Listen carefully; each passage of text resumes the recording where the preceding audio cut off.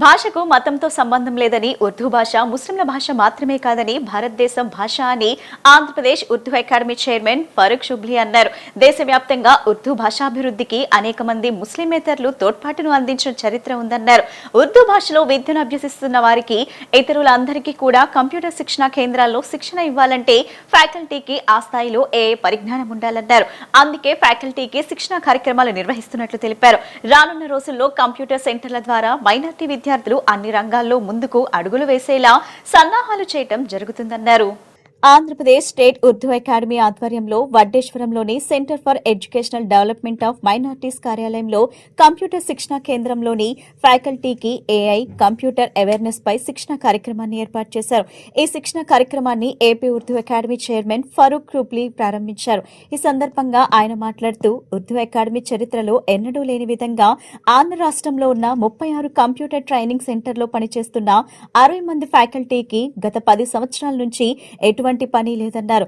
అక్కడ ఉన్న కంప్యూటర్లు పూర్తిగా అధ్వాన స్థితికి చేరుకుని పనిచేయని స్థితిలో ఉన్నాయని, ఒక్క విద్యార్థి కూడా అక్కడ శిక్షణ పొందేందుకు రావటం లేదన్నారు. కానీ 2024లో కూటమి ప్రభుత్వం వచ్చిన తరువాత ముఖ్యమంత్రి చంద్రబాబు 3 కోట్ల రూపాయలు వెచ్చించి రాష్ట్రంలో ఉన్న 36 కంప్యూటర్ సెంటర్లలో ప్రతి చోట నూతన కంప్యూటర్లు ఏర్పాటు చేయడానికి సన్నాహాలు చేస్తున్నారని చెప్పారు.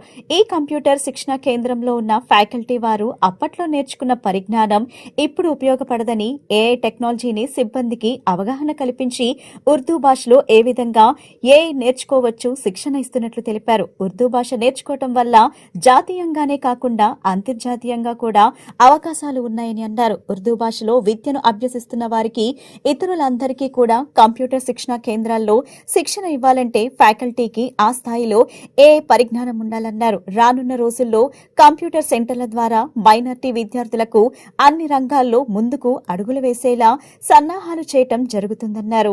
ఉర్దూ అకాడమీ చరిత్రలో ఎన్నడూ లేని విధంగా అనేకమైనటువంటి అభివృద్ధి కార్యక్రమాల్లో భాగంగా ఈ రోజున మన ఆంధ్ర రాష్ట్రంలో ఉన్నటువంటి 36 ట్రైనింగ్ సెంటర్లు, ఏదైతే కంప్యూటర్ ట్రైనింగ్ సెంటర్లు ఉన్నాయో అక్కడ పనిచేస్తున్నటువంటి ఫ్యాకల్టీస్ దాదాపు 60 మంది ఫ్యాకల్టీ ఈ మొత్తం 36 కంప్యూటర్ సెంటర్స్ లో కూడాను విధుల్లో నిర్వహిస్తున్నారు. వీళ్ళందరికీ కూడాను అసలు గత 10 సంవత్సరాల నుంచి ఎటువంటి పని అనేది లేదు. ఇది వాస్తవం. ఎందుకయా లేదు అంటే కనుక అక్కడ ఉన్నటువంటి ఏదైతే కంప్యూటర్లు ఉన్నాయో అవన్నీ కూడాను పూర్తిగా అధమ స్థాయికి పడిపోయి కనీసం ఆన్ కూడా కానటువంటి పరిస్థితుల్లో అనేకమైనటువంటి సిస్టమ్స్ ఉన్నాయి. ఎక్కడ కూడాను ఒక స్టూడెంట్ కూడాను రానటువంటి దాఖలు ఉన్నాయి. కానీ 2024లో ఈ కూటమి ప్రభుత్వం అధికారంలోకి వచ్చిన తర్వాత ఏ రకంగా అయితే మైనార్టీలకు సంక్షేమం కొరకు ఏ రకంగా కూటమి ప్రభుత్వం చిత్తశుద్ధిగా పనిచేస్తుందన్న దానికి నిదర్శనమే ఈ రోజున మన కూటమి ప్రభుత్వం, మరి ముఖ్యంగా గౌరవ ముఖ్యమంత్రి వర్యులు మాన్యశ్రీ శ్రీ నారా చంద్రబాబు నాయుడు గారు 3 కోట్ల రూపాయలు వెచ్చించి రాష్ట్రంలో ఉన్నటువంటి 36 కంప్యూటర్ సెంటర్లో కూడాను ప్రతి చోట కూడాను నూతన కంప్యూటర్లు ఏర్పాటు చేయడానికి సన్నాహాలు జరుగుతున్నాయి. ఈ సన్నాహాలు జరుగుతున్నటువంటి సమయంలో ఇప్పుడు ఉన్నటువంటి కాలంలో అప్పుడెప్పుడో వీళ్ళు C++, జావా, దాని తర్వాత DTP, ఇది ఈ రోజున ఎక్కడ కూడాను అవసరం లేనటువంటి పరిస్థితి. కాబట్టి ఏదైతే ఏఐ యుగం ఉంది, ఆ ఏఐని కూడాను దాటేసి మనం కంప్యూటింగ్ సెంటర్లోకి మనం అడుగులు పెడుతున్నటువంటి పరిస్థితి. కాబట్టి ఈ ఏఐ ద్వారా మన ఎవరైతే స్టాఫ్ మెంబర్స్ ఉన్నారో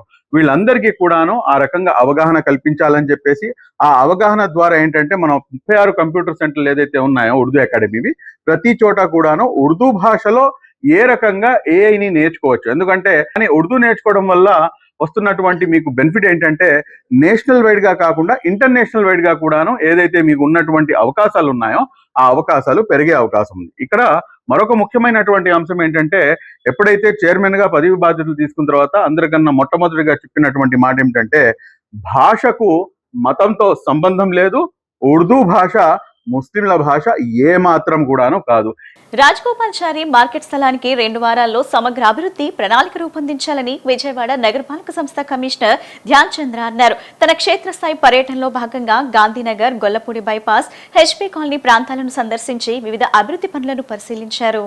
మున్సిపల్ కమిషనర్ ధ్యాన్ చంద్ర గాంధీనగర్లో ఇటీవల కూల్చివేసిన రాజగోపాల్చారి మార్కెట్ స్థలాన్ని పరిశీలించారు. ఆ స్థలాన్ని ప్రజలకు ఉపయోగపడేలా ఉండటంతో పాటు నగరపాలక సంస్థకు స్థిరమైన ఆదాయం సమకూర్చే విధంగా సమగ్ర ప్రాజెక్టు ప్రణాళిక రూపొందించాలని అధికారులను ఆదేశించారు.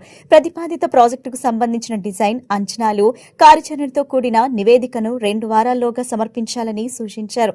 అలాగే ప్రస్తుతం అక్కడ ఉన్న శిథిలాలను పూర్తిగా తొలగించి స్థలాన్ని ఫెన్సింగ్ ఏర్పాటు చేసి రక్షణ చర్యలు చేపట్టాలని ఆదేశించారు.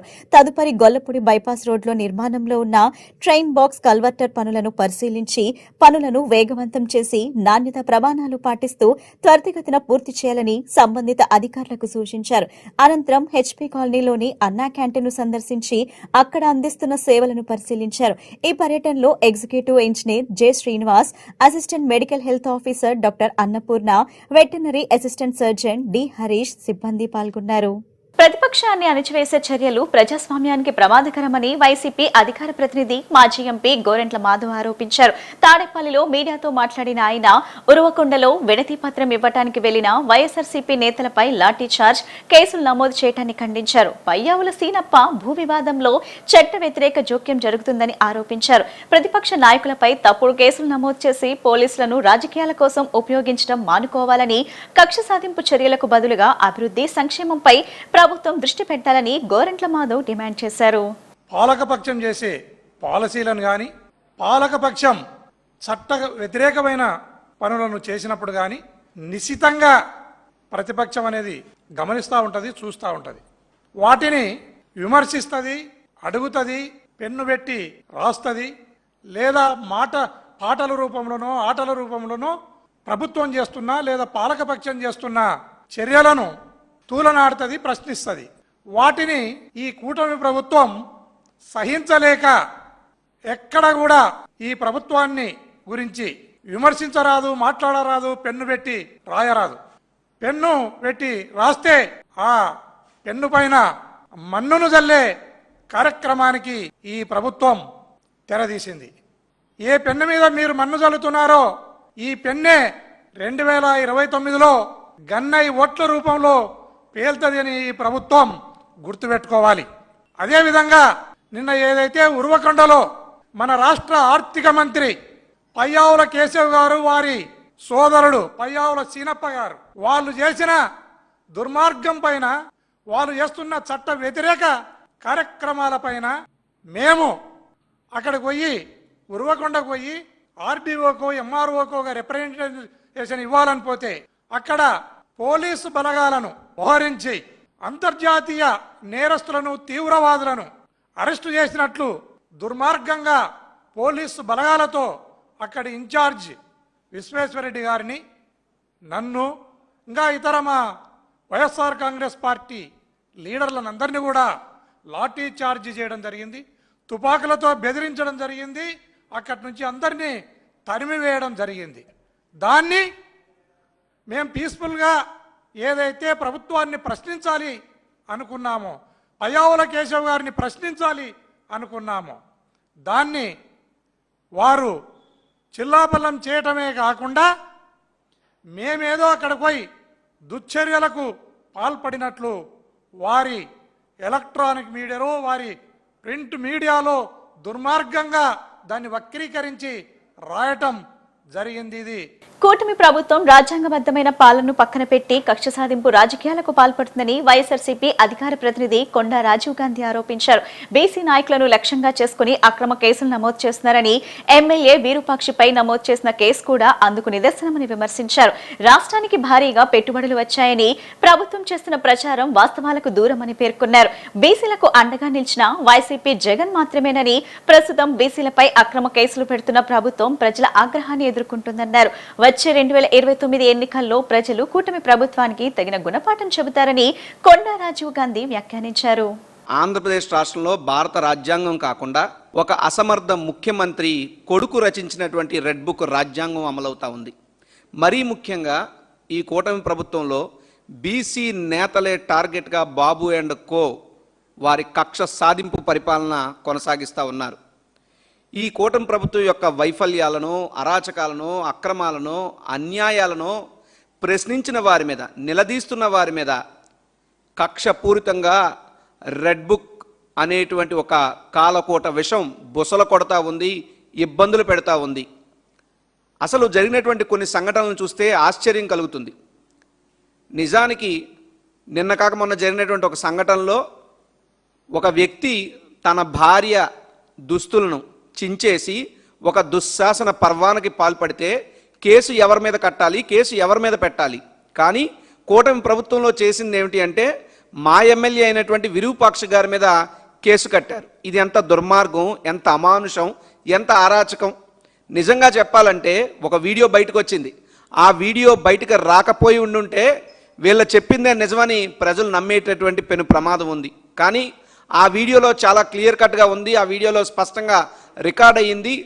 టీడీపీ నాయకుడు నాగరాజ్ అనే వ్యక్తి పోలీసుల సమక్షంలోనే తన భార్య దుస్తులను చించేసి అరాచకాలకు పాల్పడితే దాని మీద వచ్చి విరూపాక్ష గారి మీద కేసు కట్టడం అంటే ఇది రెడ్ బుక్ రాజ్యాంగం అమలు చేయడం కాదా అని చెప్పి నేను పోలీస్ శాఖను అడుగుతా ఉన్నా. నిజానికి ఆ టీడీపీ నాయకుడే కావచ్చు, పోలీసుల సమక్షంలోనే జరగచ్చు, ఆయన ఆవిడ భార్య అయ్యుండొచ్చు, అతని భార్య అయ్యుండొచ్చు. భార్య అయినంత మాత్రాన్న నడి బజార్లోనో నడి వీధిలోనో గుడ్డలు చించమని దుస్తులు చింపేయమని ఎక్కడన్నా ఉందా? అటువంటి దుర్మార్గానికి పాల్పడిన వ్యక్తి మీద మీరు కేసులు కట్టకుండా ఒక విరూపాక్ష గారి మీద కేసులు కట్టడం అనేటువంటిది అత్యంత అమానుషం. రాష్ట్రంలో పొగాకు రైతులు ఎదుర్కొంటున్న సంక్షోభానికి కూటమి ప్రభుత్వ వైఫల్యమే కారణమని YCP general secretary MVS Nagireddy ఆరోపించారు. తాడేపల్లిలో మీడియాతో మాట్లాడిన ఆయన కనీస ధరలు అమలు కాక రైతులు తీవ్రంగా నష్టపోతున్నారని, గత 2 ఏళ్లలో పొగాకు రైతులకు 3,000 కోట్లకు పైగా నష్టం వాటిల్లిందన్నారు. రైతుల సమస్యలను తెలుసుకునేందుకు మాజీ ముఖ్యమంత్రి వైఎస్ జగన్ రేపు తూర్పుగోదావరి జిల్లా దేవరపల్లి పొగాకు వేలం కేంద్రాన్ని సందర్శించి రైతులతో మాట్లాడనున్నట్లు తెలిపారు. టొబాకో బోర్డు వేలం వివరాలను నిలిపివేయటం పారదర్శకతకు విఘాతమని నాగిరెడ్డి విమర్శించారు. ప్రభుత్వం వెంటనే మార్కెట్లో జోక్యం చేసుకుని రైతులకు గిట్టుబాటు ధర కల్పించాలని డిమాండ్ చేశారు. రైతులు మొత్తం కూడా క్షేత్రస్థాయిలో వాళ్ళు ఎదుర్కొంటున్న పరిస్థితి, ఈ సంవత్సరం ఎంత తీవ్రంగా నష్టపోతున్నామో ప్రభుత్వం నుంచి ఏ మాత్రం కూడా ప్రకటనలే తప్ప మాకు వచ్చిన లబ్ధి ₹1 లబ్ధి కూడా మాకు అందింది లేదు అని చెప్పి వారు మీరు ఒకసారి ఆక్షన్ ప్లాట్ఫారాలకి విజిట్ చేస్తే పరిస్థితులు, వాస్తవ పరిస్థితులు అర్థమవుతాయి.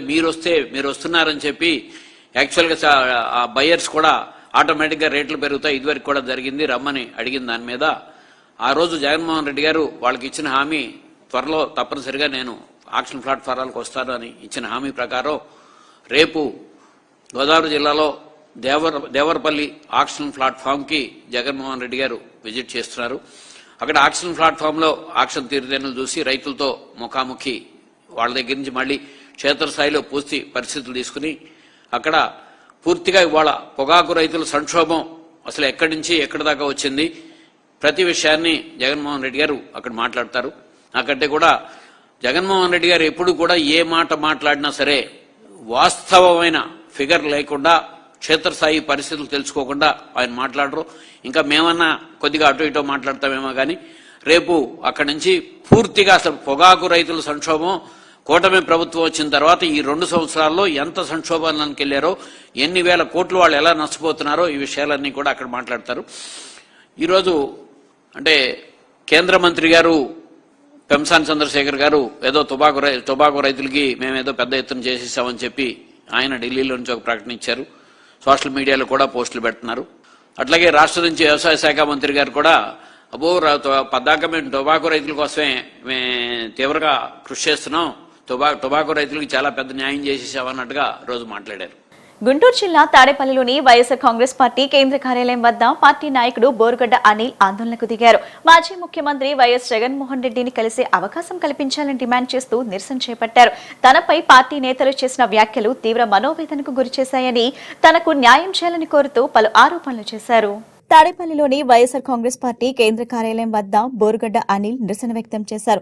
మాజీ ముఖ్యమంత్రి వైఎస్ జగన్మోహన్ రెడ్డిని వ్యక్తిగతంగా కలిసే అవకాశం ఇవ్వాలని ఆయన డిమాండ్ చేశారు. తనకు, తన కుటుంబానికి పార్టీ సీనియర్ నేత సజ్జల రామకృష్ణారెడ్డి బహిరంగ క్షమాపణ చెప్పాలని కోరారు. అదేవిధంగా తనను రౌడీ షీటర్ అంటూ వ్యాఖ్యానించిన కారుమూరి వెంకటరెడ్డిపై పార్టీ అధిష్టానం చర్యలు తీసుకుని పార్టీ నుంచి బహిష్కరించాలని డిమాండ్ చేశారు. బొడ్డు శ్రీహరి కుట్రలకు పాల్పడుతున్నారని ఆరోపించారు. గత 10 ఏళ్లుగా పార్టీ కోసం కోసం నిరంతరం పనిచేశానని, పార్టీ కోసం 9 నెలలు జైలు శిక్ష కూడా అనుభవించానని, తనపై 22 కేసులు నమోదయ్యాయని బోరుగడ్డ అనిల్ తెలిపారు. అయినప్పటికీ పార్టీ కోసం ప్రాణత్యాగానికైనా సిద్ధంగా ఉన్నానని పేర్కొన్నారు. భారతమ్మను అవమానించిన సందర్భంలో తానే ముందుండి పోరాటం చేశానని, అప్పట్లో తనను విమర్శిస్తున్న నాయకులు ఎక్కడ ఉన్నారని ప్రశ్నించారు. తన బ్యాంక్ ఖాతాలను ఫ్రీజ్ చేయడంతో పాటు తన సాఫ్ట్వేర్ కంపెనీలు మూతపడే పరిస్థితి వచ్చిందని, ఆర్థికంగా తీవ్ర నష్టపోయానని ఆవేదన వ్యక్తం చేశారు. జగన్మోహన్ రెడ్డి పిఏ కేఎన్ఆర్ కు పలుమార్లు ఫోన్ చేసినా ఎలాంటి స్పందన రాలేదని ఆరోపించారు. సొంత పార్టీ నాయకులే తనను రౌడీ షీటర్ గా అభివర్ణించడం వల్ల తన కుటుంబ సభ్యులు, ముఖ్యంగా తన చెల్లెలు తీవ్ర మానసిక వేదనకు గురవుతున్నారని బోరుగడ్డ అనిల్ భావోద్వేగంతో తెలిపారు. రామకృష్ణారెడ్డి పార్టీ ఆఫీసులోకి రావద్దంటమే కాకుండా ఆయన కోటరీలో ఆయన చెంచాగాళ్లతో ఏం మాట్లాడించినాడు, వాడు కారుమూరి వెంకటరెడ్డి నన్ను రౌడీ షీటర్ అంటాడు. హైకోర్టు ఏం చెప్పింది, అనిల్ మీద రౌడీ షీట్ లేదు, గొప్ప చదువుకున్న వ్యక్తి, సమాజంలో అటు ఎందుకు చేస్తున్నారు మీరు, ఎవరు నిన్ను రౌడీ షీటర్ అందంటే మీడియా అన్ని పేర్లు ఇచ్చిన 12 మంది పోలీస్ ఆఫీసర్స్కి మెమో ఇచ్చింది. పూడి శ్రీహరి అనేవాడు చెప్పిండు, సజ్జల అనేవాడు చెప్పిండు, వాళ్ళు చెప్తే వాళ్ళ ఇన్స్ట్రక్షన్స్ బట్టి నేను మాట్లాడినా అన్నాడు. నేను రౌడీ షీటర్ అంట. బోరుగడ్డ అనిల్ కుమార్ అనేవాడు లండన్లో పీజీ చేసినాడు. మా నాన్న చనిపోయినాక నేటికి వచ్చి జగన్మోహన్ రెడ్డి గారి కోసం కష్టపడినా. సెంట్రల్ రాజకీయాల్లో, కేంద్ర రాజకీయాల్లో కీలకమైన వ్యక్తిగా ఉండి కేంద్ర మంత్రులు నా ఇంటికి వచ్చిపోతారు. నేను జగన్మోహన్ రెడ్డి గారికి దగ్గర అత్యంత సమీపమైన మనుషులం కాబట్టి అన్న కోసం రాజశేఖర రెడ్డి గారి సమాధి కాడికి పోయి మాటిచ్చిన, నీ కొడుకుని ముఖ్యమంత్రి చేసేదాకా నీ కొడుకుతోనే ఉంటానయ్యా, నీ కొడుకు నీకు మళ్ళీ పరిపాలన చేయాలా, నీకంటే ముందు 100 అడుగులేసి పరిపాలన చేయాలని. కోర్టులో కూడా నాకు కొన్ని పేజీలు ఉన్నాయి. YS Jaganmohan Reddy team, YS Jaganmohan Reddy మనిషి సుప్రీంకోర్టులో తప్పు జరిగితే సుప్రీంకోర్టులో వాళ్ళని కూడా నిలదీసే దమ్ముంది జగన్మోహన్ రెడ్డి టీం కని నేను నిరూపించిన. నా సొంత డబ్బులు పెట్టి నేను డబ్బులు ఇస్తే డే 1 నుంచి 2023-24 నుంచి నా మీద పగబడ్డాడు సజ్జల రామకృష్ణారెడ్డి. మొన్న నేను పార్టీ ఆఫీస్కి వచ్చిన 9 నెలలు నేను జైలుకి పోయింది ఎవరి కోసం అండి? 22 కేసులు పెట్టించుకుంది ఎవరి కోసము? పోలీసులు కుక్కను కొట్టినట్టు కొట్టినారు ఎవరి కోసము? ఒక ఏబిఎనో, ఒక TV5, ఒక కూటమికి సంబంధించిన వాళ్ళు నన్ను రౌడీ షీటర్ అన్నా నేను పడతా. సొంత పార్టీలో ఉన్నవాడు, నిన్నగాక మొన్న కళ్ళు తెలిసినాడు బచ్చగాడు, వాడు నన్ను రౌడీ షీటర్ అని మాట్లాడతాడు. వాడితో వాడు మీడియాలో పోస్ట్ చేసుకున్నాడు. వాడు ఇచ్చున్నా నేను 30 లక్షల కాలుబలం మాది, మీ అన్నకి రౌడీ షీటర్ ఓపెన్ చేశానని చెప్పి వాళ్ళు నన్ను ఏ పొద్దుగా నన్ను ఈ పొద్దు దాకా నన్ను ఫంక్షన్కి పిలిచలా. ఎవడు అనింది రౌడీ షీటర్ అని? బయట అంటే పట్టించుకోను. కారుమూరి వెంకటరెడ్డి వాడు వాగుతాడా నా గురించి? దీని మీద కారుమూరి వెంకటరెడ్డిని ఇమీడియట్గా పార్టీ నుంచి బర్తరఫ్ చేయాలా. నాకు, నా కుటుంబానికి సజ్జల రామకృష్ణారెడ్డి బహిరంగ క్షమాపణ చెప్పాలా. పూడి శ్రీహరి అనేవాడు కుట్రదారుడు. విన్నారుగా మీరు, పూడి శ్రీహరి అనేవాడు చెప్తే మాట్లాడినా, రికార్డింగ్ ఉంది. నేను అడిగిన, సజ్జల చెప్తే మాట్లాడినా అని చెప్తున్నాడు. వాళ్ళిద్దరి మీద ఇమీడియట్గా పార్టీ నుంచి బర్తరఫ్ చేస్తారా, వాళ్ళ మీద ఏం చర్య తీసుకుంటారో తీసుకోవాలా. మమ్మల్ని తిట్టాడు. 10 సంవత్సరాలు పార్టీ కోసం కష్టపడినా, 9 నెలలు జైల్లో ఉండా, 22 కేసులు పెట్టించుకున్నాం, 3rd డిగ్రీలు, ఇవన్నీ అయిపోయిన తర్వాత పార్టీ ఆఫీస్కి వస్తే నేను రాజీనామా ఎందుకు చేశానంటే రిపబ్లికన్ పార్టీకి, రామ్దాస్ అత్వాల్ అనే వ్యక్తి కేంద్ర మంత్రి నన్ను పిలిచి ప్రెస్ మీట్ పెట్టి మాఫీ మాంగో అన్నాడు. నేను చెప్పిన ఆ రోజు భారతమ్మని తిట్టారు, నా కుటుంబం తిట్టారు, చాలా అసాసినేటెడ్గా మాట్లాడారు, వల్గర్ పోస్టులు పెట్టారు. నేను అడుగుతున్నా, భారతమ్మని తిట్టిన రోజు కారుమూరి వెంకటరెడ్డి గారు ఏమైండు? భారతమ్మని భయంకరంగా అసాసినేట్ చేసి మాట్లాడారు. జగన్మోహన్ రెడ్డి గారు కన్న తల్లి మానం గురించి మాట్లాడారు. ఆ రోజు కదా నేను బయటకు వచ్చింది, ఆ రోజు కదా భారతమ్మకి పాలాభిషేకం చేసింది నేను. తాడేపల్లి కొత్తూరు సెంటర్లో విషాదం చోటు చేసుకుంది. స్థానికంగా నివసించే 17 ఏళ్ల శెట్టిపల్లి ఐశ్వర్య అనే యువతి విద్యను అభ్యసించడం ఇష్టం లేకపోవడంతో మనస్తాపం చెంది ఈ తెల్లవారుజామున బకింగ్హామ్ కాలువలో దూకి ఆత్మహత్య చేసుకుంది. సమాచారం అందుకున్న పోలీసులు యువతి మృతదేహం కోసం 6వ బెటాలియన్కు చెందిన ఏపీ SDRF సిబ్బందితో కలిసి గాలింపు చర్యలు చేపట్టారు. వారు ముమ్మరంగా గాలించి మృతదేహాన్ని వెలికితీయడంతో యువతి కుటుంబ సభ్యులు శోక సముద్రంలో మునిగిపోయారు. తాడేపల్లి కొత్తూరు సెంటర్లో విషాదం చోటు చేసుకుంది. స్థానికంగా నివసించే 17 ఏళ్ల శెట్టిపల్లి ఐశ్వర్య అనే యువతి విద్యను అభ్యసించడం ఇష్టం లేకపోవడంతో మనస్తాపం చెంది ఈ తెల్లవారుజామున బకింగ్హామ్ కాలువలో దూకి ఆత్మహత్య చేసుకుంది. సమాచారం అందుకున్న పోలీసులు యువతి మృతదేహం కోసం 6వ బెటాలియన్కు చెందిన ఏపీ SDRF సిబ్బందితో కలిసి గాలింపు చర్యలు చేపట్టారు. వారు ముమ్మరంగా గాలించి మృతదేహాన్ని వెలికితీయడంతో యువతి కుటుంబ సభ్యులు శోక సముద్రంలో మునిగిపోయారు. వైకాపా గత 5 ఏళ్ల పాలనలో job calendar, mega DSC DSC పేరుతో నిరుద్యోగులను మోసం చేసి అవమానించారని కృష్ణా జిల్లా తెలుగు యువత అధ్యక్షులు దండముని చౌదరి అన్నారు. విద్యార్థి నిరుద్యోగ జేఏసీ పక్షాన వైసీపీ చేస్తున్న ఫేక్ ప్రచారాలను శాప్ చైర్మన్ అనిమిని రవినాయుడు ఆధ్వర్యంలో తిప్పికొడతామని స్పష్టం చేశారు. కూటమి ప్రభుత్వం అధికారంలోకి రాగానే సీఎం చంద్రబాబు నాయుడు మొదటి సంతకం డిఎస్సి పైనే చేసి 16,347 పోస్టుల భర్తీ ప్రక్రియను పారదర్శకంగా చేపట్టారన్నారు. ఈ రిక్రూట్మెంట్ పై కొందరు చేస్తున్న దుష్ప్రచారాలను, ఫేక్ వార్తలను గట్టిగా తిప్పికొడతామని తెలియజేశారు. యువతకు ఎల్లప్పుడూ తెలుగు యువత తోడుగా ఉంటుందన్నారు. శాప్ చైర్మన్ రవినారాయణ ఆధ్వర్యంలో విద్యార్థి నిరుద్యోగ జేఏసీ ప్లస్ ఏఎంఎస్ఎఫ్ తెలుగు యువత సమావేశం ఏర్పాటు చేసుకోవడం జరుగుతుంది. ముఖ్య ఉద్దేశం ఇవాళ ఏదైతే ఒక ఫేక్ ప్రచారానికి పూనుకున్నారో దానికి తిప్పికొట్టే విధంగా నేను ఒకటి సభాముఖంగా మీ మీడియం సోదరుల ద్వారా రాష్ట్ర ఒకటి విజ్ఞప్తి చేస్తున్నాను. గత ప్రభుత్వం అధికారంలో ఉన్నప్పుడు జాబ్ క్యాలెండర్ అన్నావు, మెగా డిఎస్సీ అన్నావు. ఒక్కటంటే ఒక జాబ్ క్యాలెండర్ కానీ మెగా డిఎస్సీ ఇవ్వకపోగా ఆ రోజు ఎంతోమంది యువత నువ్వు 5 సంవత్సరాలు వెయిట్ చేశారు నువ్వు ఇస్తావని చెప్పి. సో నువ్వు ఇవ్వకపోగా ఆ రోజు ఉన్న ముఖ్యమంత్రి ఇవాళ ప్రస్తుత ఎమ్మెల్యే జగన్మోహన్ రెడ్డి గారు యువతని అవహేళన చేసే విధంగా, అవమానించే విధంగా ఆ రోజు నీ పరిపాలన సాగింది జగన్మోహన్ రెడ్డి అని చెప్పి తెలియజేసుకుంటూ, మరి వాళ్ళ రాష్ట్ర ముఖ్యమంత్రి నారా చంద్రబాబు నాయుడు గారు 2024 ఎప్పుడైతే అధికారంలోకి వచ్చిన తర్వాత ఏ ముఖ్యమంత్రి చేయని విధంగా నిరుద్యోగులను పక్కన కూర్చోబెట్టి డిఎస్సికి సంతకం పెట్టి 16,347 పోస్టులకి భర్తీ చేసి ఉద్యోగం చేసి వాళ్ళందరూ ఉద్యోగం చేసిన తరుణంలో సంవత్సరం తర్వాత ఇక్కడ ఏదో జరిగిందని సార్ 150 కేసులు వేశారు. 148 రోజుల్లో చాలా పారదర్శకంగా నారా లోకేష్ గారు ఈ వ్యవస్థను కొనసాగించారని చెప్పి తెలియజేసుకుంటూ, రానున్న రోజుల్లో ఇంకోటి తెలియజేసుకున్నాం. ఇవాళ ఇక్కడ ఆల్ పార్టీ అంటే అందరూ జేఏసీ అందరి ద్వారా ఈ సమావేశం ఏర్పాటు చేసుకున్నాం. వార్తలు ముగించే ముందు ముఖ్యాంశాలు మరోసారి.